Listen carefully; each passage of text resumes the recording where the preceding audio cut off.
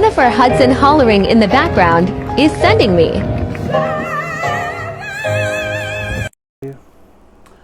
Break me off and get you yeah till the lights is off and get you you well you know what I'm saying. Whew. Felt like I was there at the Dolce Gabbana. Fendi like the bag.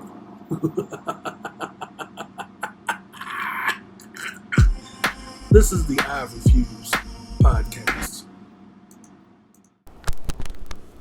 Hey everybody, this is Mr. Fox of the I Refuse podcast. I've been on a recording blitz today. I left out in my last video that the Dolce and Gabbana show. I always say Dolce and Gabbana, like Medea said in her first movie, Diary of a Mad Black Woman. So, aside from the fact that I was laughing and carrying on at that video, the little 5-10 second video of Normani walking to her seat or wherever she's walking to, while Jennifer Hudson, screaming for Hudson, is hollering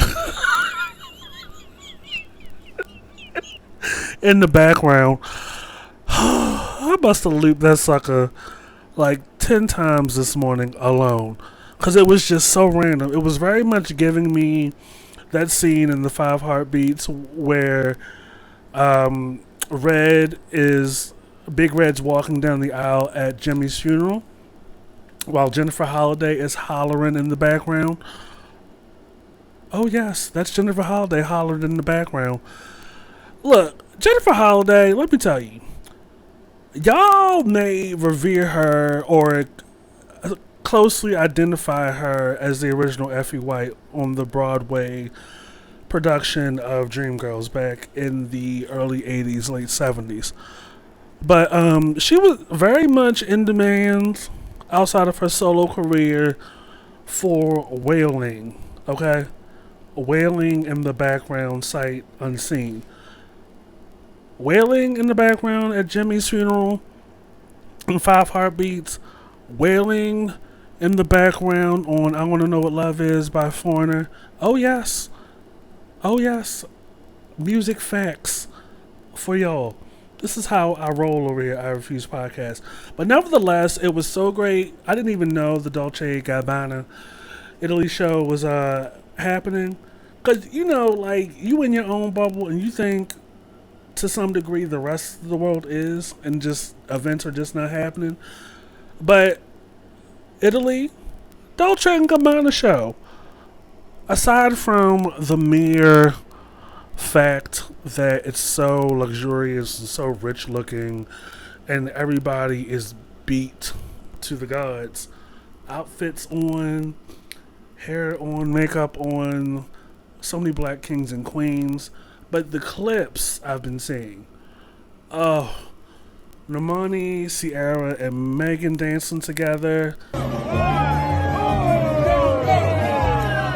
reminding us why they are those girls, and to a greater degree reminding people that perhaps Ciara should come back and do music again.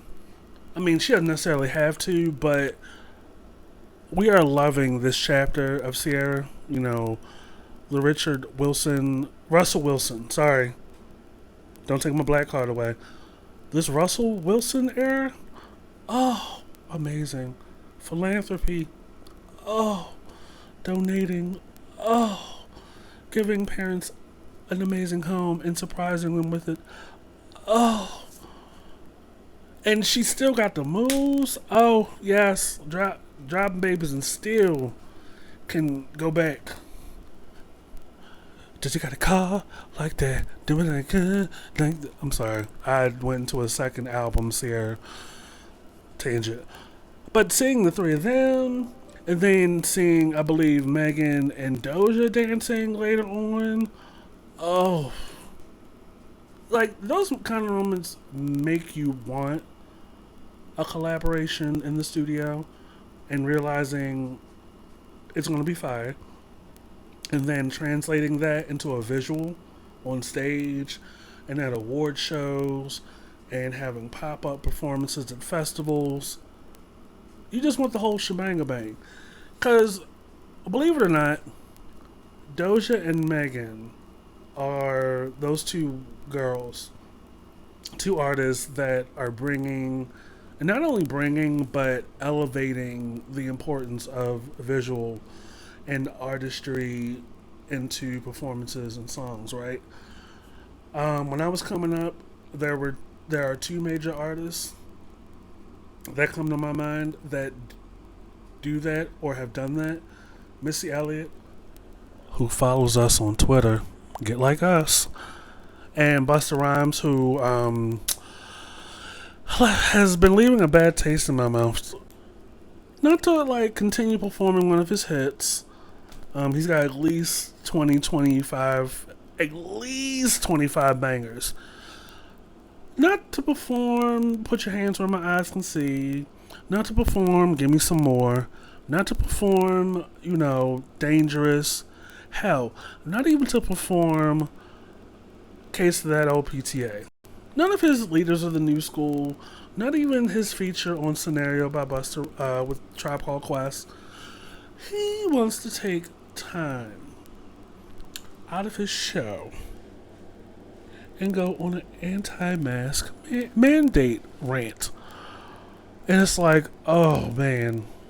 And Busta Rhymes is not from the Hamptons, is not from like Oregon or Seattle or Montana. Busta Rhymes is not even from Florida. None of the red states or cities that are constantly in the news. I mean, Florida as a whole is just in the news all the time.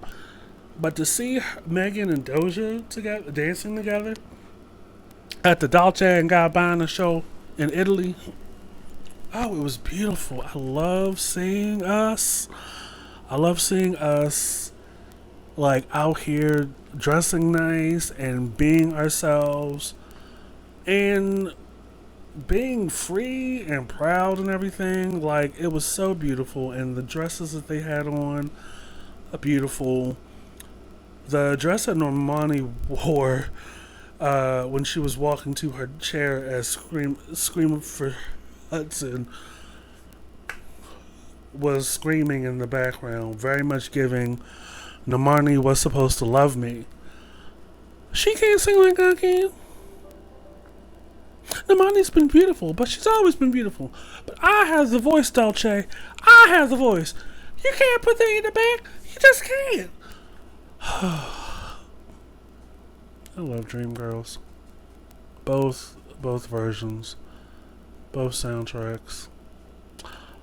But that dress that Normani had on, walking to her seat, amazing. Very much giving Black Cinderella, very much giving Disney Presents. And then, the different outfits that Megan wore throughout the event, especially that beaded, glittery number she was wearing when her and Normani were walking from behind the curtain out into the room.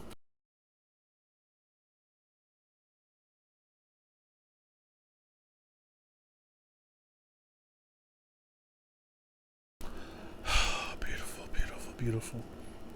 And I love a pastel color on anybody, but I also love when people wear like the regal gold. It's like a gold copper color. Sarah looked great in that. Watching her and Megan and Normani dance together, oh, amazing. I was like, look at us being black and fabulous. So yeah, like, I know a lot of people are going to cancel Busta, even though most of them probably don't even know who he is. But black excellence, black beauty, the positive and the freeing and the beautiful. Megan Thee Stallion, Doja Cat, Sierra, Normani, looking just as beautiful and free and having so much fun. And I love when that happens, and I love to see that in everybody. It looks like the Crate Challenge is coming to an end. I guess people got tired of paying copays. I don't know why y'all would stack them up that damn high anyway. When you know your copays and your deductibles are high.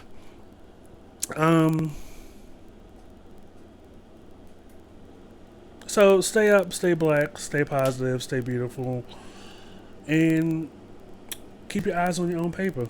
This is the I Refuse podcast. This is Mr. Fox, and we will catch y'all later.